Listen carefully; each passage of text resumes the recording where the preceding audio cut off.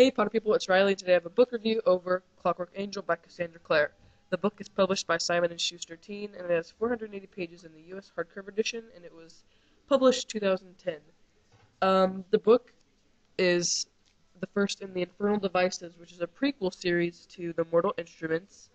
Um, it revolves around a girl named Tessa Gray who lives a normal life in New York until she moves to London, where she is like pulled into the world, like the shadow world, and which you know a lot more about if you've read the Mortal Instruments. And um, she lives in the Institute with Will and Jem and Charlotte and Henry and a whole bunch of other shadow hunters. And it's just about a guy named the Magister wants to marry her, and her brother's missing, and so they try to find her and try to uncover things about the Magister and his army of clockwork monsters. Uh, and then there's yeah. I give this book a 5 out of 5 stars, which I will refresh you on what each star is, because I have a 1 star equals like one like thing that needs to be covered.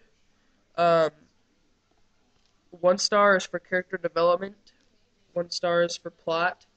1 star is for conflict and resolution. 1 star for ending, and 1 star for flow. Um, the book flowed really well. The chapter endings really wanted me to like keep reading. Um, the characters were really developed mostly because there's already another series about this, and the world was already built, and she just had to refresh her memory. That's all. And the plot was really like new, and I didn't know a lot about it before I read the book, so it was kind of good because I didn't know anything about like what it was about. Um, the ending, uh, the ending of the epilogue, especially, really wanted me to keep going. But it's kind of sad, the ending of the actual storyline. And yeah. Now I'm going to talk about things that, if you haven't read the book, will be like you won't know a lot about. So, all right. The ending of the book is kind of like sad because the main character Tessa finds out that she can't have kids because she's a warlock. She's a warlock because she can change shape, and you kind of find out she's a warlock when Will and Jem, and this is Will, go to the Dark Sister's house, and Mrs. Dark reveals herself to be a warlock, and we find out that Tessa's father is actually her father. So, there's not a lot of like spoilers I can talk about since this is like the first book.